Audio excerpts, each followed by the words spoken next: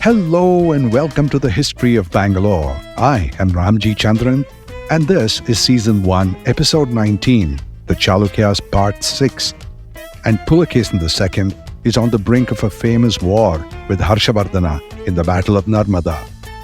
We are in the year 610 AD, Pulakesin II is on the throne and he has already fought several wars. Let's take an inventory and recap what happened in the last episode. No sooner had he killed his uncle Mangalesha and succeeded in his claim to the throne, Pulakesin was challenged to battle in the northern territories. He wasted no time in riding north with his army to the Bhima river and staved off a challenge from Apaika and Govinda and their army of elephants. Next, he marched on Banavasi and totally obliterated the Kadambas. Not only the main Kadambas, but all the satellite families of the Kadambas who ruled smaller principalities. He relegated that dynasty to obscurity. He then attacked and captured the Mauryan port of Puri in a massive naval campaign. And then, simply by mere show of force, he got the kingdoms of Latha, Gujarat, Malava or Malwa, and Gurjara, which we might say is present-day Bharuch, to capitulate to his sovereignty. And that would count for another 3 wars at least, if they were fought.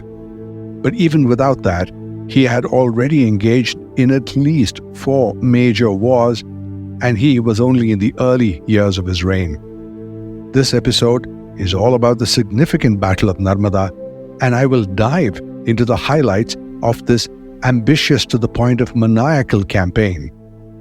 Before I do, a word to thank the Prestige Group for their corporate sponsorship. It makes this podcast possible. Building cities one landmark at a time, they transform dreams into reality. You can be a part of the future. Simply add prestige to your life. All right, let's get the show going. Driven by his penchant for war, Pulakesin's appetite for aggression was nowhere near flagging. If anything, it was only beginning to surface. As historical events showed, his ambition was to conquer whatever he could and establish his dominance across the Deccan. Important to the Battle of Narmada, there is an inset question relating to Pulakesin's subjugation of the kingdoms of Latha, Malava and Gurjara, something that will keep popping up right through this episode. And that issue is, why those kingdoms rolled over so easily in submission without even the show of a fight? Were they intimidated by the force of the Chalukya army, or were they tacitly welcoming Pulakesin? And the reason that we would entertain the thought that they wanted to ally with Pulakesin leads up to another pugnacious figure in history, a contemporary of Pulakesin, Harshavardhana. There has been much written about Harshavardhana, including what is considered to be the oldest surviving biographical work in India, titled Harsha-Charita by the famous poet Bana Bhatta. But many don't know about Harshavardhana or can't remember, and so I will hazard a quick summary of this man. And I will say it is important to know him, in our case, to better understand the significance of the battle between him and Pulakesin. So, on to the quick summary. Harshavardhana, or simply Harsha, was from the dynasty referred to as the Pushyabhuti dynasty of the Vardhana family, and Harsha's father was the king of Thanesar. Harsha became king around 606 AD or 610 AD, but he was not even first in line for the throne. After his father, Prabhakaravardhana, passed on, his older brother, Rajyavardhana, became emperor. Now, this was not a fractured family and there were no infighting, no troubles, and Harsha seemed to have got along very well with his siblings, Rajyavardhana, and a sister, Rajyashri. But when Rajyavardhana was killed, Harsha ascended to the throne despite some reservations on the part of the council of elders of the kingdom, but went on to create history. It all started when his father Prabhakara died. In the Harsha-Charita, Bana recounts what happened that changed the course of the family's history. When the Huns had invaded towards the northwestern frontier, Prabhakaravardhana gave the responsibility of leading the army to his son Rajyavardhana. Harsha, not even 16 years old, was told to stay by the kingdom, and he spent his time in the forest hunting. But while Rajyavardhana was still in the middle of the campaign against the Huns, word reached Harsha that his father Prabhakaravardhana was mortally ill. In the Harsha-Charita, Bana describes this scene dramatically. Upon looking at the face of the messenger Kurangaka, the courier of ill omen, Harsha's heart was cloven by a terror. And, looking the picture of desolation, he inquired about his father's sickness. With eyes dropping tears and lips uttering faltering accents, Kurangaka made a twofold answer. "It is, my lord, a violent fever." At this news, Harsha's heart was instantly splintered into 1,000 pieces. As an aside, the whole of Harsha-Charita is as poetic and as dramatic, if not more. Prabhakaravardhana succumbed to his illness, and the kingdom was inherited by the older son, Rajyavardhana. In the meantime, the sister, Rajeshri, had been married to the king of Kannauj, Grahavarman, and this is where the stories of all the kingdoms we spoke about start to come into it and get mixed up. The king of Malava, or Malwa, attacked Kannauj and killed Grahavarman in a battle. And then he kidnapped his trophy, Grahavarman's wife, and the sister of the Vardhana siblings, Rajeshri. He put her in chains and carried her away. Now in retaliation, Rajyavardhana, along with a cavalry contingent of 10,000, attacked the Malava king and easily defeated him. It was soon after this that he was invited to a meeting with Shashanka, the king of Gauda or Bengal. But the treacherous Shashanka blindsided Rajyavardhana, who had come in peace and for a conference, and he killed him. Hearing of this, Harshavardhana immediately left to follow his brother's trail and to avenge his death. He reached Kannauj just in time to save his sister Rajeshri, who was only a few feet away from committing sati at the pyre. That done, Harsha went on in his campaign to defeat everything in his wake. He annexed Kannauj and became its emperor. Let me say clearly that this is even less than a brief summary of the reign of Harshavardhana, and I encourage all history enthusiasts to read about him in detail from the plethora of materials available. All I say here is brief and only relevant to the reign of Pulakesin Chalukya. Moving on, following his accession to the throne, Harsha activated his war machine and started campaigns to annex all of North India, and he succeeded for the most part. And now he had a kingdom that stretched from the western part, which is modern-day Gujarat, across that huge central landmass across the northern lands, and all the way up to Nepal. And thus he got the title, the Lord of the Uttarapatha, which means the Lord of all the North. Now back to the question of why these three kingdoms, who were all within the general geographical domain of Uttarapatha, rolled over when Pulakesin showed up with his army. The old question, were they intimidated, or did they have a deeper reason? Now, given that war was a way of life during the medieval days, it is more likely that these states were unfriendly towards the Pushyabhuti or the Vardhanas, and specifically Harsha. Each, Malwa, Gurjara and Lata, seem to have had a reason, connected by one overarching goal, and that is to shake free of Harsha's clutches. Malwa had been complicit in the killing of Harsha's brother, and therefore there was a simmering distrust. And this is something that had started early. All three kingdoms had a bad relationship with Harsha's father, Prabhakaravardhana. We come to understand this mainly from the description of Bana's in Harsha-Charita, where he describes Prabhakaravardhana's relationship with these three kingdoms in one sentence. It reads, "A troubler to the sleep of Gujarat, a looter to the lawlessness of the Latas, and an axe to the creeper of Malwa's glory." And so when the lord of the Dakshinapatha, Pulakesin II, had arrived with his army in his rapid conquest of the area north of the Deccan, they were obviously faced with their choice of either capitulating to Pulakesin or supporting Harshavardhana and running Pulakesin's gauntlet. But by several accounts and interpretations, they did not like Harsha, they feared him. phrases like suffering under his yoke have been thrown around. Not the least, their past aggressions against the Vardhana family could not have earned Harsha's trust either. This was always going to be an uneasy alliance based on distrust. So their choice was clear. When the opportunity presented itself, they decided to distance themselves from Harsha and throw their lot in with Pulakesin. Not surprisingly, this did not please Harshavardhana. The teenage lord of the Uttarapatha did not like the traction that the young 20-something lord of the Dakshinapatha was making. To examine why a conflict between them was inevitable, let's take a step back and look at the map. Right, so the Chalukya Empire stretched across the south, radiating from their capital in Vatapi, across large parts of the southern Deccan, and sweeping up the west coast through Goa and the Konkana kingdoms. And then the most recent subjugation of Lata, Gujra and Malwa took Pulakesin northwards right to Harsha's doorstep. In the north, Harsha's Pushyabhuti dynasty spread across the whole landmass, from the provinces in the northwest, where Harsha's older brother had frequently engaged in war with the invading Huns, across the northern plains, upwards to Nepal and a good part of central Bengal, as I said earlier. On the cusp of the kingdoms of Harsha and Pulakesin, the Gurjara kingdom lay on a broad swath of land between the Kim and the Mahi rivers in Gujarat. North of this ran the Narmada, which lay in Harsha's domain.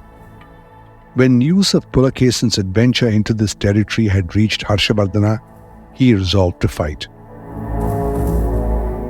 When I return, the armies of Pulakesin and Harshavardhana clash in the Battle of Narmada, and a look at the curious case of how war created peace. Right after this. Just how the North Star is the guiding light, the star of North Bangalore, Prestige Camden Gardens is a guiding light where your search for the perfect home ends. Prestige Camden Gardens, the star of North Bangalore. Step up to luxury with 3 and 4 BHK apartments on Tanisandra Main Road, 10 minutes from Manyata Tech Park, 25 minutes from the airport, and well connected with other parts of the city. Prestige Camden Gardens. Prices starting from 2.25 crore onwards. To know more, visit prestigeconstructions.com. RERA approved. Hello, I'm back.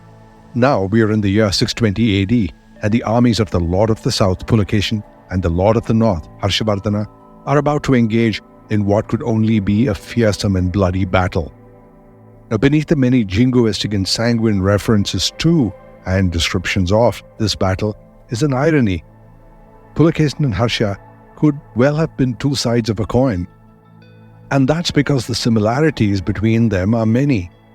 They ruled their respective kingdom, the houses of Chalukya and Pushyabhuti, for about the same period, Pulakesin from 609 to 634 and Harsha from 606 to 647. They were both young. By all accounts, Harsha was only 16 when he became king, and Pulakesin not materially older at 25. So when the Battle of Narmada happened, it was between two 20-somethings, each ruling vast, rich empires of their own making and commanding massive armies. And all tangible information about them comes from poets who wrote prashastis or paeans to them. Pulakesin's poet was the author of the Aihole inscription, Ravi Kirti, whom we have frequently encountered. And Harsha's biographer was Bana, a colorful figure whose paean was Harsha-Charita. But they also had one common source who visited both their kingdoms and sang their praises, the famous Chinese scholar Xuanzang. The armies of the two men were similar. They had large elephant brigades, they had cavalry regiments, the horsemen variously adept in archery and sword fighting. Long swords, round shields, spears, and daggers were the principal infantry weapons.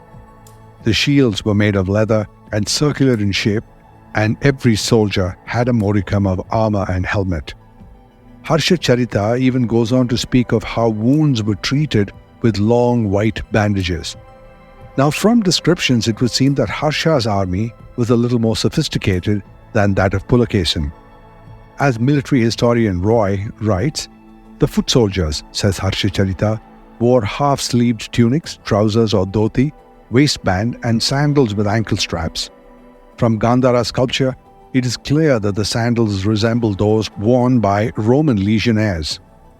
All this said, the description of a half-sleeve tunic and trousers is a bit of a challenge for me though, because it might presume that such garments would need to be tailored, and I'm not clear about when tailoring began in India. If anyone knows, please write to me. There's an email ID in the podcast description. Alright, moving on. There's also a mention of the use of stirrups on horses. When they were fighting with the Huns, Harsha's military strategists noticed that horsemen used metal and wooden stirrups. Harsha's cavalry then updated their methods and started using saddles and stirrups and saddle cloths for the horses. Proof of this is that the paintings in the Ajanta caves show that by the 4th century, bits were already being used to control and guide horses. In contrast, even by the 13th century, Marco Polo in his travelogue said of horse breeding in the Deccan, "As hath often been proved by trial, even when a blood mare is covered by a blood horse, the offspring is a wretched, wry-legged weed not fit to ride." And then he mentions that over 90% of the horses imported from the Middle East suffered early deaths from poor maintenance, generally stemming from a lack of knowledge about what to do with the horses.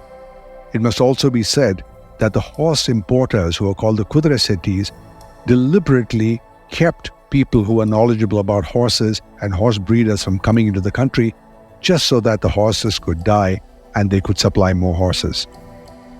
A lot of this was echoed by Persian scholar Wasaf in his Tasjiyatul Ansar in the early 14th century, and he said that the horses were being given roasted barley dressed with butter and boiled cow's milk instead of just raw barley. So he said the horses became weak, slow, useless, and stupid. Without training, without saddles, without stirrups, the men rode them like bumpkins. It is unlikely that things were any different back in the time of Pulakesin II, 700 years before this. But by other epigraphical accounts, the Chalukyan army was a well-trained fighting force with advanced training methods for elephants, horses, and men. In the year 1620 AD, where we are, the well-marched armies met on the banks of the river Narmada. In this case, the aggressor was Harsha, out to teach Pulakesin a lesson for having made incursions into a territory that he thought was his. Indeed, if the battle was going to be fought on the Narmada, Pulakesin had made deep incursions north, enough to make Harsha justifiably uncomfortable. And so, Harsha assembled a huge army, which according to Xuanzang, included what he called the 5 Indies. These were Sarasvata, the Punjab, Kanyakubja, the Kanoja, Gauda, Bengal, Mithila, Darbhanga, and Utkala, Orissa. In Harsha-Charita, in the context of an earlier battle, Bana speaks of Harsha's army as a force of 5,000 elephants, 20,000 cavalry, and 50,000 infantry. And thus began the Battle of Narmada. Now, the most significant piece of information about this battle was that Pulakesin did not use the greatest weapon that both armies would normally use, elephants. The site of the Battle of Narmada would have likely been near the Vindhya mountain range on the banks of the Narmada, and Pulakesin felt that elephants would be unwieldy in such terrain, and so he used his cavalry to defend all the passes across the Narmada south of the Vindhyas. In this particular case, probably because the battle did not play out on a flat field, the cavalry was much more useful than elephants. As the battle progressed, Harsha was deeply anguished by the sight of hundreds of his elephants falling dead during the battle, unable to negotiate the terrain near the Vindhyas. Now, speaking of the location, if Harsha was the aggressor, what was Pulakesin doing so far north? There are opinions that Pulakesin was not the innocent defender, but was acting on the designs of annexing North India. And Harsha, on the other hand, wanted to conquer all of India and bring it under the domain of his northern kingdoms. There is the theory that, in fact, the kingdoms of Lata, Gurjara, and Malwa were never that of Harsha's, and those kings were never his feudatories. So this battle may have had the many-pronged purpose of subjugating those kingdoms, driving Pulakesin out, and why not, pursuing the battle all the way to Vatapi and annexing a large part of the Deccan. So there's another similarity between them. They were probably after the same prize: paramountcy, a rule of all of India. This evenly matched contest evokes all sorts of analogies with unstoppable forces and immovable objects, but evenly matched as they were, the battle ended in a draw. Looked at in one way, if the objective was only to stop the advance of Harsha, we must say that Pulakesin won the battle. Looked at in another way, if either had won decisively, and that is, defeating the other to the point of being able to march on their kingdom and annex it, the history of India would have been written differently. The massive kingdoms of the south would have fallen to the north, or if Harsha had lost decisively, the huge landmass of the north would have been annexed by the Chalukyas. Either outcome would have had the deep influence on whatever happened across the Indian subcontinent, at least for centuries. But that was not to be, and the two men decided to suspend all hostilities and instead enter into a peace agreement. They also agreed that the new political boundary was going to be the river Narmada. The other matter of significance is now we have an example of why the Vindhya mountains have always been referred to as the natural division between the north and the south of India. Now let's look at what the report said. Xuanzang acknowledged the failure of Harsha to subdue the person he called Pulakesi in the classical Chinese language. Ravi Kirti, in the famous Aihole Prashasti, had this to say: Harsha, whose lotus feet were arrayed with the rays of jewels of the diadems of the hosts of feudatories, prosperous with unmeasured might, though Pulakesin had his mirth melted away by fear, having become loathsome with his rows of lordly elephants fallen in battle. Don't miss the pun. The word Harsha means mirth. As I pointed out earlier, inscriptions and prashastis have mostly been composed by highly educated scholars who use these opportunities of writing inscriptions and prashastis to display their literary prowess. Author Anirudh Kanisetti's book, Lords of the Deccan, recognizes this play on words in the opening chapter titled Harsha's Laughter. As for the Harsha Charita, Bana makes no mention of the Battle of Narmada and Harsha's defeat. Prashastis were never known to record the master's failures.